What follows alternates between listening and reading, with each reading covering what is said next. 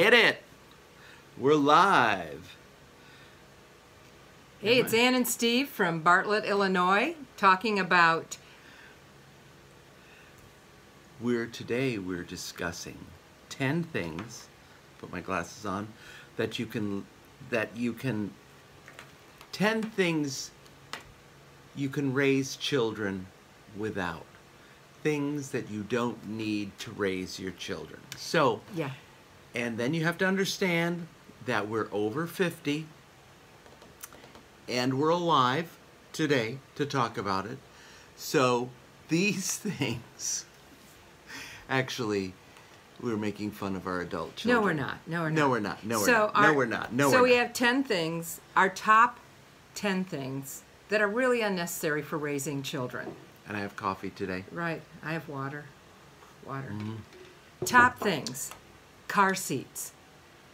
Car seats. What do we need car seats Who for? the hell Yeah. invented those things? Yeah. Car seats. When a mother's arms are the safest thing for your child. That's right. Those damn car seats. Have you ever tried to get a kid in a car seat? Yes. One time You I'm ever watching... had to try to get a kid out of a car seat? That's even worse. Yes. One time I'm watching my grandchildren for 3 days. My children, the adults, are gone. It took me 10 minutes to get them in the car seat, and I couldn't get one of the buttons, so I was like, screw it, I'm just driving. And my grandson was like, Gaga, I'm not buckled in. I said, too bad. You got 5 minutes home. And he lived to tell about it. Well, I don't think he told him we'd never get to watch the kids again. So, car seats, totally unnecessary. Mother's arms. Okay. And we are not approved by the FDA, and who else? Who else would approve that? The Federal Drug Administration and the OSHA. OSHA would not approve what we're saying. They don't. They don't. We're totally unapproved and living outside of the box. There you go. I mean, when we were kids, car seats, nobody had car seats. The word hadn't been invented Right. until 1975. Yeah. And we're still alive. Okay, Now, so... car seats were seats in cars. Right. So it was sort of like, do you have car seats? Well, yeah, you can't drive in a car without a seat. Right. Your parents were like... Well, you could, and you could use a milk crate. Right. I mean, we came from large Catholic families. Our parents were like, get the hell in the car. And it was like, okay, you just got in. I grew up in the back of a car. It's like, and I also grew up in the back of a pickup truck. Okay, well, that's about... Yes, true. Okay, move on to the next one. Next one. Now, sunscreen, oh, it is so overused. I mean, if you think about it, Yeah. I mean, I'm just saying, just think about this for a second. Civilization survived, what? I don't know, some people say 10 million years or at least 3,000 years. They've never chronicled skin cancer back in the Paleolithic time. No, they did not have you that. went outside, you were in the sun. Right. Get Yeah. over it. Pretty much. Pretty much. I've seen parents, they have a bucket of sunscreen and a paintbrush that they're painting their children white with. And then the kids go in the water, it washes off, they do it again, and it's like there are precautions you take. I'm just telling you, this is way too much fun. It is way too much fun. Our children will never speak to us again. The next one. And that's not a bad thing. Next one, strollers. My pet peeve about strollers is they have 50 million buttons. You can never... And they're more than strollers. What would you call them? They're more like moonwalkers. Right. You know. They're actually a mobile unit. In it is food and beverages. You've got A coffee dispenser. Yes, a coffee dispenser, a portable toilet. Everything is in these. And I'm just saying, when we were raised, you either walked, or if you were small, it's called a wagon. A wagon. And I'm trying to Or get... a leash. Right, a leash. I'm trying to get my grandchildren in a stroller, and I can't figure out how to get it open. And my daughter's like, Mom, I have a brand new stroller. You can use it when you take the kids on walk. It's got 100 different, handy things in it. Well, I couldn't. She said, press this button, then do this. And I said, yeah, I'm not doing that. I'll never use it. So on to our next one. Oh, this is a good one. Yeah. This is a good one. This is your pet peeve. This is like, really? Helmets. It's like, you're not jumping out of a plane. No. Or driving a race car. Just so you know, we have some neighbors, and their kids, who are 3 years old, are on the tricycle, the little plastic low-rider tricycles. Yes. And they're wearing helmets. And arm guards. Yes, And knee shoulder guards. people. They may as well just be encased in a plastic bubble. That's what I think. And so the kids are driving around, and I thought, not fun. And it's fun to laugh at, too, though. We make fun of them. But, I mean, I get it for if you're riding a bicycle in the city. You know, that it makes sense. But in heavy traffic. if you're riding a bicycle down the expressway. Yes, on the Eisenhower. Yes, there you go. Yes. Or the Kennedy. Or the Kennedy. There you go. One. Perfect. Okay, that makes sense. But really, just on the street. And what did I was out the other day and saw a mother and her 2 kids, and they had the little scooters, and both the kids were wearing helmets. And I would say that's an abusive parent. It could be. It could be. We could file charges. We could. So our next one is, we kind of covered this with car seats, but seat belts. They're so unnecessary. We were raised without seat belts. As a matter of fact, because I was one of 7, I think we spent most of our time in the back seat of the station wagon. Well, Way not in the back seat, in the way back. Yes, and that's where the primo place, where you out of the reach of the parents' flailing arm. Yes, slapping you across the face. So the best place would be, if you were in seatbelts, you would be truly, there were seatbelts in our car, but I never knew about it because they were all pushed down into the crack of the seats and never used. Now this should be in the Guinness Book of World Records. Possibly. I did not wear a seatbelt until I was taking driver's training when I was 16 years old. I had never... I know. I did not know that about you. She wouldn't have married me if she wouldn't have. That would have been a deal breaker. I know. So, and I get, they save lives. I get that. But it's just, they can arrest you for not wearing a seatbelt. It's sort of like they can arrest you for thinking bad thoughts. And honestly, I think bad thoughts about seatbelts. But anyway, on to our next one. Cell phones. I understand a cell phone because I have one. Everybody has one.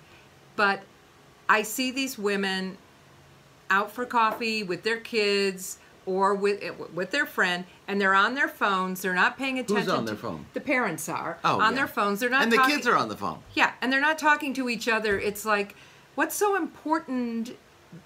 Living here in the moment isn't important. And maybe I didn't explain that, but it's really stupid.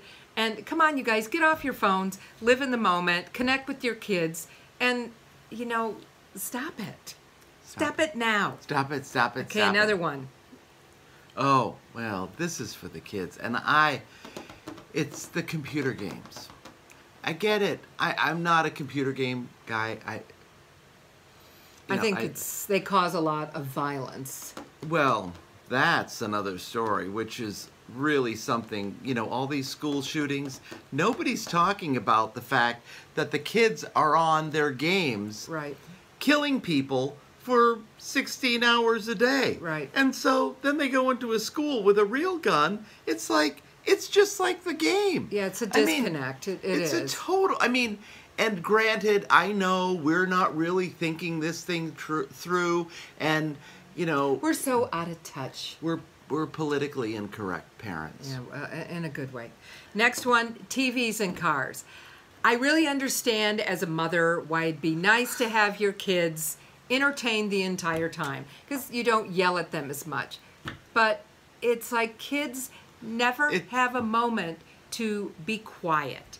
Or allow their imagination. Look out. Okay, I'm going to say this, but there are things outside of the car right. that might be interesting. I don't know. Call me crazy. I mean, we used to drive to Vermont from Chicago, and it was an 18-hour drive. And we didn't have TVs. We didn't have TVs, and we had 5 kids. And now our children are severely disabled.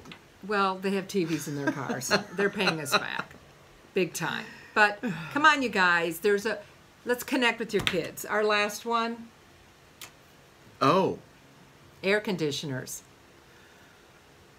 Well, I think you should keep your kids cold, outside, hungry, and yes. tired.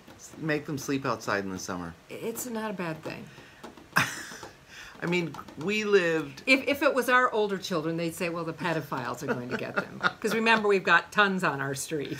Actually, all the pedophiles in Chicago live within a 2-block radius of our house. They do. That's what we've been told. And, you know, I love air conditioning, but there's just something... And this is my new philosophy. This is my new philosophy for life. Are you sure it's new? Well, relatively new, within the last few years. Be meaner to your children. They will love you in the end. And it's sort of like if you don't go out of your way to make them happy, they're going to try and win your affection. And I don't know. Do you think your parents did that? You tried to do that with your parents when you were... In Steve's family, when they lived in Vermont in the winter, they didn't have heat where the boys slept in the attic. They're fine. And the bats, they had bats. We were not sleeping in the attic. Well, okay, you go up there, it seems like an attic. And they had bats that flew around at night. They're still alive. Yes, that's true.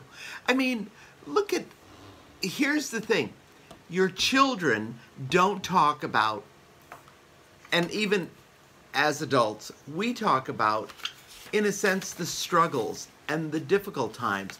We don't talk about how easy it was. If you make it so easy for your kids, what are they going to have to talk about? You know what I mean? In therapy. In therapy.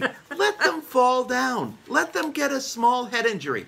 Now, I'm not making light of people who have suffered from, you know, the effects of all of that. But you probably would.